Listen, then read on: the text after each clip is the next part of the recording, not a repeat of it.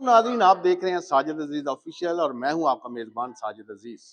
आज हम पाकिस्तानी सियासत के हवाले से बात करेंगे। पाकिस्तान में इलेक्शन हो चुके हैं, लेकिन हर बार की तरह इस बार भी जो है वो इलेक्शनों पर सवालात उठ रहे हैं। इस बार तो कुछ ज्यादा ही सवालात उठ रहे हैं धांधली के हवाले से। इस बार निशाना पाकिस्तान तहरीक इंसाफ की, लेकिन दाद देनी पड़ेगी पाकिस्तान तहरीक इंसाफ को कि बगैर बल्ले के उन्होंने तकरीबन सेंचुरी मुकम्मल की, कोई कंपेन नहीं की गई और जिस तरह पे उनसे पे पाबंदियां थी वो भी आपके सामने थी, लेकिन इसके बावजूद वो एक बड़ा मार्जिन हासिल करने में कामयाब रही।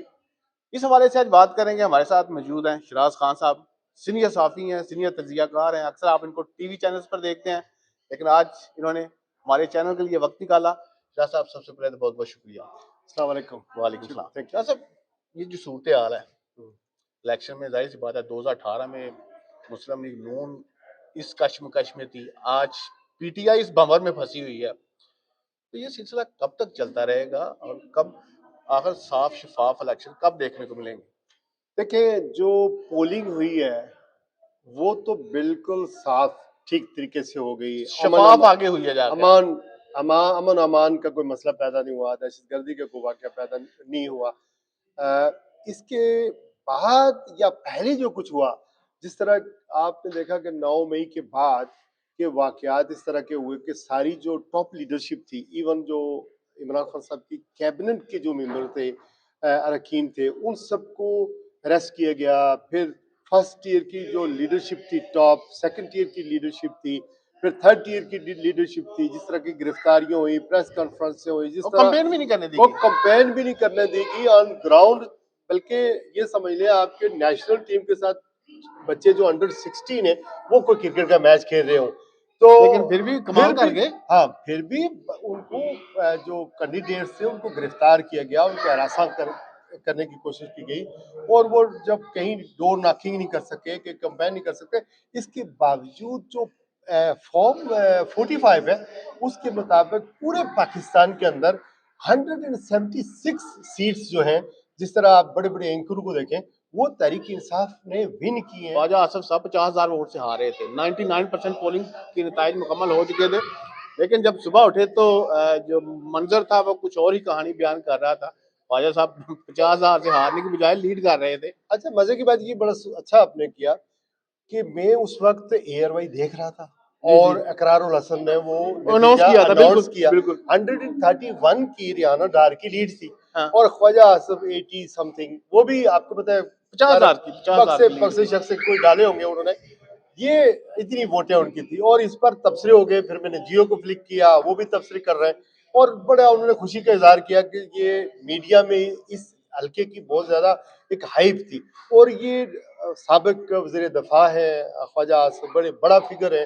तो इस वजह से उसके बाद जब हम सुबह उठे तो हमने कहा ये क्या हो गया। और फिर उसके बाद लाहौर की सारी सीटें मुस्लिम लीग लाहौर में भी सवाल सारी सवाल क्या उठे, सारी सीटें हार रहे थे। यास्मीन राशिद। इसमें एक चीज आपने कभी नोट की, इस बार जब इलेक्शन के नताइज रोके गए, जब डिले हो गया, तो सारे बिलावल भुट्टो ने भी ट्वीट किया, तहरीक इंसाफ के वर्कर जाहिर है वो तो कर रही थी, लेकिन मुस्लिम लीग नून थी जो वो बिल्कुल खामोश रही, जिस पर एंकर्स भी बार बार कह देते कि नून लीग की जानब से इस तरह का कोई बयान नहीं सामने आ रहा है कि अभी नताइज क्यों नहीं आ रहे, हमें नताइज का इंतजार कर रहे हैं। उस क़यादत की जानब से बयान क्यों नहीं सामने आया? क्या कहते हैं? इस वजह से नहीं आया कि उनको हकीकत का बिल्कुल अदराक था कि बिल्कुल हमें वोट नहीं पड़ रही है। हो सकता है 12 बजे के बाद उनको वोट पड़ा हो। नहीं, वोट तो उनको 9-10 को पड़ा है, 8 को तो तहरीक इंसाफ को पड़ा है। ठीक है, अब सिंध में आप अंदाजा करें कि 21 सीटें जो है वो दे दी गई हैं दूसरी जमातों को, जो एमक्यूएम थी या दूसरी जो पीपल्स पार्टी है या दिगर, उनको मिली है। इसी तरह खैबर पख्तूनख्वा ने तो अपना वोट संभाल लिया और सीटें भी संभाल ली। अच्छा, अब जो पंजाब है वहां पर, जैसे कि अबीब अकरम ने एक सर्वे किया था, आपको पता है 34,000 समथिंग उसने लोगों के इंटरव्यू किए थे, चतराल से शुरू हुए सांगड़ तक चले गए। बलूचिस्तान में वो नहीं गए, लेकिन ओरिया मकबूल जान के साथ जो किया, उसके ओरिया मकबूल जान खुद डीसी रहे यहाँ बलूचिस्तान में। तो उन दोनों ने जो सर्वे निकाला था उसमें ये लग रहा था कि पूरा पिंडी डिवीजन, जीटी रोड, जिस पर नून लीग ज्यादा तकिया करती है, सौदर्न एंड वेस्ट जो पंजाब था, सेंट्रल पंजाब था, उसमें वो मतलब कोई सीट किसी की नहीं थी, गुजरात डिवीजन जो है उसमें कोई सीट आपकी नहीं थी। जो रिजल्ट अर्ली आना शुरू हो गया, आपने भी देखा, हमने भी देखा, तो पूरे मुल्क में तहरीक इंसाफ आगे जा रही है, बिल्कुल आगे जा उस रही है। वक्त रोका गया। फिर इंटरनेशनल मीडिया ने इसके ऊपर सवालात उठाए। हुआ ये कि ये नताइज जो जिस तरह के नताइज रुकेंगे, फिर मीडिया ने शोर मचाया, फिर इंटरनेशनल मीडिया ने शोर मचाया, ये यूनाइटेड नेशन इस पर बोला, अमेरिका बोला, इसके ऊपर ये यूके के डेविड कैमरॉन ने एक स्टेटमेंट जारी की, यूरोपियन यूनियन ने की, और ये सारा मीडिया, सारी अखबारें, उन्होंने इसको मतनाज़ा तो इसका इलेक्शन हल क्या है? करार वो दिया। तो सारी बातें हम अच्छा, बोल रही हैं इसका। हल ये बड़ा जबरदस्त सवाल है, इस पर मेरा कॉलम है।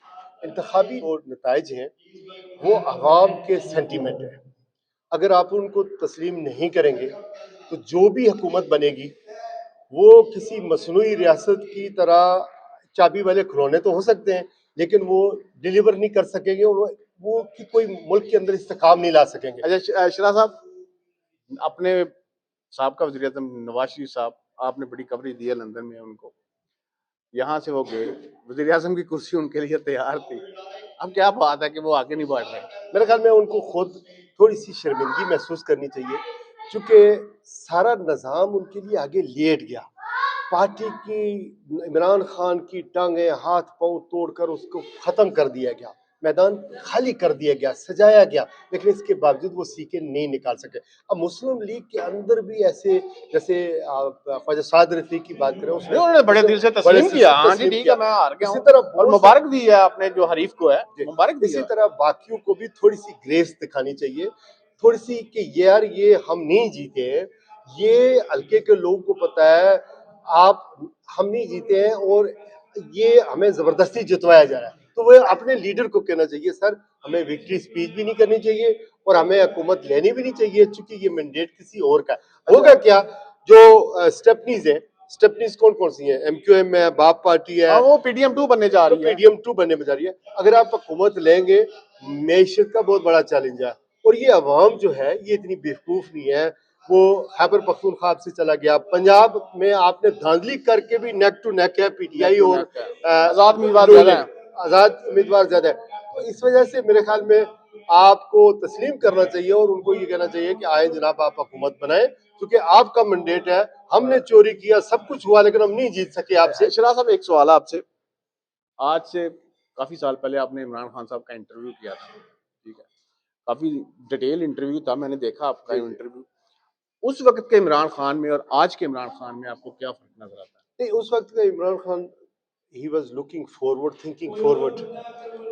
देखिए, एक बड़ी तिलमसाती शख्सियत है उनकी, और वो किसी वक्त भी कुछ भी कर सकते हैं। मेंटली तौर पर ये जो मज़ामत की सियासत होती है ना, इसमें असाब की जंग होती है, यानी मेंटली तौर पर आपने फैसला किया, उस पर आप कितने डट जाते हैं। फर्क ये तक मेच्योरिटी आई है, और एक जो डिटर्मिनेशन जिसे कहते हैं वो ज्यादा आई है। लेकिन एक बात आपके प्रोग्राम के जरिए मैं पीटीआई के दोस्तों को या इमरान खान साहब को कहना चाहता हूँ, देखिए आपकी पॉपुलैरिटी बहुत ज्यादा है, आपकी मकबूलियत बहुत ज्यादा है, आपका मजामत वाला जो नैरेटिव है वो उसको पब्लिक ने अप्रिशिएट किया है। आप किसके लिए लोगों ने अपने कारोबार तबाह किए, आपके लिए लोगों ने जेलें काटी, बच्चियों ने, जो यूथ है हमारी, जो आप समझ लें कि जो बेचारे उन्होंने लॉस्ट किया, विदाउट फियर उनको मारा गया, फैमिलियों को किया गया, इसके बावजूद लोग आपके साथ खड़े थे। लोगों को, अपनी पार्टी के लोगों को, पाकिस्तान को आगे ले जाने के लिए आपको एस्टेब्लिशमेंट के साथ, क्योंकि लड़ाई आपकी और एस्टेब्लिशमेंट की है, लिहाजा आपको उनको भी रास्ता देना चाहिए मुल्क की खातिर, क्योंकि आप दोनों जीत को गए, मतलब मिल बैठ के बात करनी चाहिए। जीत गए इलेक्शन। ये किसी की जंग नहीं है, ये एस्टेब्लिशमेंट और ये इमरान खान की जंग है, और जाती that's only one person which is Imran Khan. तो आपको अपने मुल्क को आगे ले जाने के लिए जो एस्टेब्लिशमेंट है और इमरान खान साहब हैं, उनको देखिए अब एक लचक दिखानी पड़ेगी कि मुल्क आगे जाए, मुल्क आगे जाएगा तो कुछ बनेगा। हमें जो चैलेंजेस हैं वो खत्म होंगे, और अपनी पार्टी को बचाएं, अपने आप को बचाएं। चूंकि कहीं आप जेल के अंदर हैं, कोई हादसा खुदा न खास्ता पेश हो जाएगा, बहनें सफर कर रही हैं, बीवी सफर कर रही हैं, आपके जाती जिंदगी में वो घुस गए हैं, यानी इतना आपको नीचा इमरान दिखाने खान के का लिए। मुस्तकबिल क्या देखते हैं आप? क्या کہیں گے؟ میرے خیال ہے عمران خان نے تو اپنا سکہ جما دیا. پنجاب کوئی جیت نہیں سکا کبھی زندگی میں. جلدی باہر آ جائیں گے آنا چاہیے. اچھا جیسے اچھا اس کے بعد یہ خیبر پختونخوا بالکل ایک علیحدہ انٹیٹی پاکستان سے بالکل الگ صوبہ نظر آ رہا ہے, ایک کنٹری نظر آ رہی ہے. اسی طرح آپ دیکھیں کراچی, اسی طرح پورے وفاق میں, آزاد کشمیر میں, گلگت بلتستان میں اس کی ووٹ ہے. اور ایسی جو پارٹیاں ہوتی ہیں نا ساجد بھائی, جو وفاق کی جماعتیں ہوتی ہیں وہ وفاق کو پاکستان کو متحد کر سکتی ہے. باقی کیا کون سی جماعتیں ہیں؟ باقی یہ ہے لسانی جماعت, پنجابی دا خیال نہیں کیتا, لاہور دا خیال نہیں کیتا, سندھ والے سندھی کارڈ کھیل رہے ہیں, کراچی والے مہاجر کارڈ کھیل رہے ہیں, ادھر اے این پی اور مولانا صاحب ریلیجیس اور نیشنلسٹ کارڈ کر رہے ہیں. پاکستان کی کوئی نہیں سوچ رہا. لیکن یہ کیا پارٹی تھی؟ یہ پارٹی تھی یوتھ کی, یہ پارٹی تھی وفاق کی.